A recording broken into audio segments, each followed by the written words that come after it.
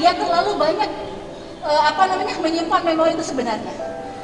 Satu-satunya yang menjadi sebab kenapa kita sering stres dan akhirnya masuk ke dalam fase depresi itu sampai 70% itu tadi, ternyata itu yang memberikan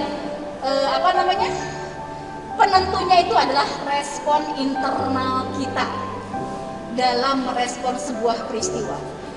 Jadi sebenarnya yang membuat kita stres itu bukan masalahnya, Bu.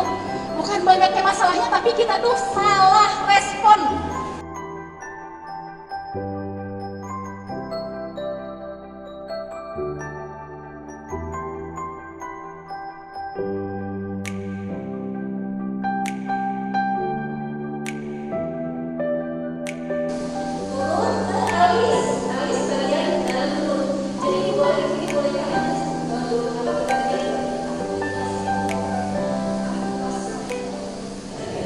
Apa yang saya harus lakukan ketika saya beryoga, kemudian bisa menyatu dengan ini, ilmu penjenjangan ini, agar supaya gerakan-gerakan yoga saya, terutama saya pribadi, itu bisa bermanfaat untuk saya dan mungkin juga bisa saya tularkan ke yang lainnya dengan gerakan-gerakan yoga yang ringan, yang bisa dilakukan oleh semua ibu-ibu yang mudah muda jadi bisa bermanfaat bagi diri saya sendiri dan orang lain. Terima kasih Bu Dewi atas waktu yang diberikan. Sekali ya, subhanallah. Nah, ini satu catatan buat diri kita ya. Sekali lagi yang paling mudah kita itu sekali lagi tidak hanya tubuh fisik ya. Kita ini punya body, tubuh ya. Mind, pikiran, dan soul, kejiwaan kita ya. Terdiri dari 3 unsur itu. Dan unsur itu akan terasa lebih bermanfaat dalam keadaan kita melakukan aktivitas apapun ketika kita mindful. Mindful itu apa? Hadir utuh ya, hadir utuh semua ketiga unsur itu untuk misalnya yoga tadi ya, untuk melakukan yoga. Karena banyak sekali orang melakukan yoga ya, hanya yang olahnya itu adalah raganya saja yang diolah, tidak melakukan olah rasa dan tidak melakukan olah jiwa. Padahal sebenarnya olah rasa dan olah jiwa itu lebih dipentingkan oleh manusia daripada olahraga. Olahraga penting, tetapi olah rasa dan olah jiwa itu termasuk di dalam gerakan sholat itu tadi ya, itu semuanya mindful, hadir utuh pada saat kita melakukan yoga, maka itu yang akan menjadi bermanfaat ya. Kenapa kemanfaatannya kurang dirasakan? Karena kurang terpenuhi salah satunya atau salah duanya gitu ya. Itu. Nah, tidak hanya terpenuhi saja, tetapi ngumpul, include, bersatu bersama-sama pada saat melakukan yoga bersama, hadir bersama di sini. Ibu saya jelas suaranya? Bisa dipahami Bu ya? Nah, jadi intinya itu ya, penjelasannya sebenarnya panjang, tapi Ibu lebih ke situ saja. Jadi kenapa kebermanfaatan kita ke dalam melakukan kebaikan tidak lebih memberi dampak atau efek sesuatu kebaikan untuk diri kita, karena pada saat itu kita kurang mindful ya, kurang hadir bersamaan mind ya, kemudian fisik kita body ya, dan kejiwaan kita soul kita ya, mind, body and soul itu bersama-sama hadir utuh dan hadir di situ bersamaan ya. Ketika bersamaan, sekali lagi tidak hanya olahraga tapi olah jiwa dan olah rasa. Dan itu yang akhirnya membuat ketenangan itu bukan di gerakan yoganya Bu sebenarnya, tapi olah rasanya ya sebenarnya, tapi olah jiwanya. Olah jiwa hati-hati juga harus ada harus mendapatkan guru yang benar-benar baik ya, karena ketika kita salah, ketika kita mengosongkan pikiran, kalau kosong nggak ada gantinya, yang masuk khawatirnya ya nggak bener ya Bu ya, ya nggak bener keluar ya. Kita mengosongkan pikiran sebenarnya bukan mengosongkan pikiran, karena kita semuanya membutuhkan ruang untuk kita bisa break ya, bisa istirahat, bisa sejenak untuk berhenti ya dari segala aktivitas, karena tubuh ini memang butuh untuk istirahat. Makanya kenapa tadi relaksasi tauhid terapi itu sangat efektif dan powerful ya. Hanya 5 menit saja orang itu bisa sakit semua itu bisa enteng, Bu. Itu luar biasanya seperti itu ya. Luar biasa ilmu Allah itu seperti itu. Ya. Pada saat kondisi relaksasi tauhid kayak gitu ya, orang yang berpikiran buntu, udah hopeless, udah kayak gimana tuh langsung tiba-tiba kayak celing, kayak ada cahaya gitu. Bukan apa-apa, karena ketika mengosongkan itu sebenarnya bukan mengosongkan, tapi memfokuskan seluruh energi yang ada dalam diri kita, dari badinya, dari soulnya, dari mindnya, itu semuanya diarahkan kepada Allah. Kalau kita diarahkan kepada Allah, bismillah, kalau semuanya unsur diri sudah, ruang diri kita sudah dipenuhi oleh Allah, maka segala sesuatu yang buruk yang datang dari jin, kafir dan sebagainya itu tidak akan sanggup untuk menembus diri kita. Karena mereka sudah tidak ada ruang lagi dalam diri kita. Ruang kita sudah dipenuhi dengan energi Allah.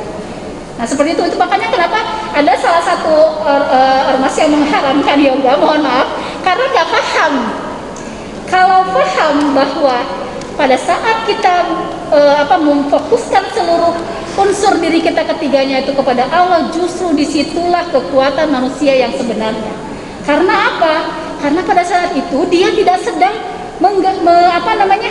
kita, keterbatasan kita sedang sebagai manusia itu bukan tenaga manusia di situ yang dipakai, tetapi kekuasaan Allah yang tiada terbatas, yang kita dimana bisa memasrahkan semuanya pada Allah. Akhirnya kekuatan Allah yang hadir dalam diri kita. Makanya orang akhirnya melonjak menjadi melakukan sebuah lompatan-lompatan prestasi ya di dalam spiritualnya, dalam intelektual, emosionalnya maupun intelektualnya, karena adanya mindful itu tadi. Paham ya Bu ya? Itu yang pertama. Sudah bisa terjawab Bu? Ya alhamdulillah. Saya sering lupa bilangan rakaatnya. Itu yang ingin saya tanyakan adalah itu karena faktor apa dan bagaimana cara menterapinya?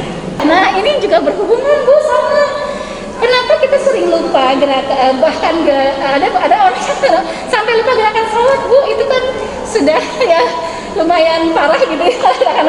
Tapi kalau kalau hitungan rakaat itu banyak yang terjadi pada diri banyak orang gitu, jadi nggak apa-apa Ibu, tenang aja. Kalau sudah tahu caranya, insya Allah nggak akan terjadi lagi ya. Caranya seperti apa? Kembali lagi pada saat kita sholat, niatkan dulu Bu ya. Makanya kenapa dalam puasa Ramadan itu ya, nawaitu shauma ghadin, kita harus melafadzkan ya. Ternyata di dalam niat yang dilafadzkan itu di bulan Ramadan itu, kita sama saja dengan ya menginkludkan, menjadikan satu seluruh unsur yang ada dalam diri kita itu untuk bersiap untuk melakukan puasa.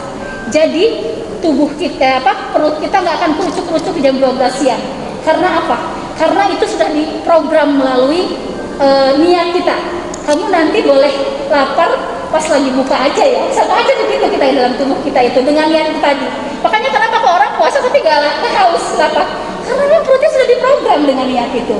Kenapa dalam pikirannya dia akhirnya tertahan untuk bisa melakukan dorongan-dorongan kepada kemaksiatan? Karena pikirannya pun sudah diprogram oleh niatnya itu tadi. Akhirnya puasanya itu menjadi kualitas yang lebih tinggi itu tadi ya. Nah sama saja dengan salat Bu, seperti itu. Pada saat kita berniat ya, hadirkan seluruh unsur diri kita dalam keadaan niat. Karena kita tuh seringnya begitu Bu, tidak mindful. Tubuh kita sholat, pikiran kita jalan-jalan. Bener gak Bu? Malah semakin sholat semakin berpikir semua yang tadinya gak kepikiran. Bener gak Bu ya? Bener gak? Oh itu banyak yang setuju ya. Ya karena apa? Kembali lagi tidak mindful. Kita tidak mengajak pikiran kita untuk ikut sholat. Dia tidak mengajak kejuaan kita ikut sholat. Ayo kita semuanya berkumpul, kita akan menghadap Allah, kita akan menyembah Allah itu dengan cara niat yang diikuti oleh seluruh unsur kita. Insya Allah Bu, pada saat kita tengah-tengah saja, terus kemudian kita terlupa beberapa rakaat, ketika kita pikiran yang jalan-jalan lagi, kita tersadar bahwa pikiran kita kemana-mana, kita ambil lagi, kembalikan lagi ke dalam diri kita, kemudian mindful lagi, Ibu akan pasti akan ingat lagi barusan berapa gerakan sholat Ibu. rakaat ini. Kita lakukan seperti itu. Jadi kembali lagi, kenapa akhirnya kecerdasan kita menurun? Salah satu penyebabnya itu karena tidak mindful, itu aja. Seluruh unsur diri kita itu tidak kita pakai. Padahal potensi udah Allah kasih loh semua buat kita, tapi kita nggak pakai gitu loh. Kan sayang sekali, makanya kan akhirnya beginilah kita ini akhirnya ya. Sudah bisa menjawab Bu? Iya, alhamdulillah.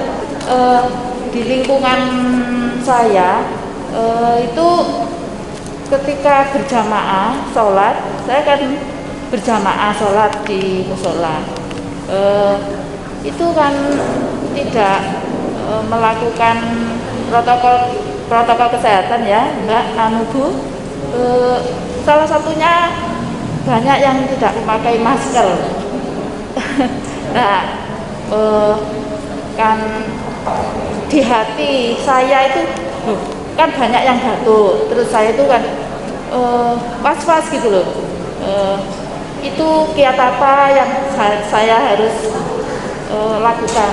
Terima kasih supaya tidak was-was. Baik, ya. Kembali lagi tadi kepada ketiga unsur tadi, ya. Secara fisik memang kita pun tetap harus menjaga fisik kita. Kenapa? Karena ya tubuh kita ini rajanya itu adalah hati, ya. Ingat kan sebuah hadis ya, di dalam diri tubuh kita ada sebuah daging ya, ada sebuah, dan ketika segumpal daging itu baik, maka akan baik seluruh diri kita. Maka ketika segumpal dari daging itu buruk, maka akan buruk seluruh diri kita. Dan ya, ketahuilah bahwa segumpal darah itu bernama, nah betul, jadi semuanya yang jadi pimpinannya adalah hati, ya.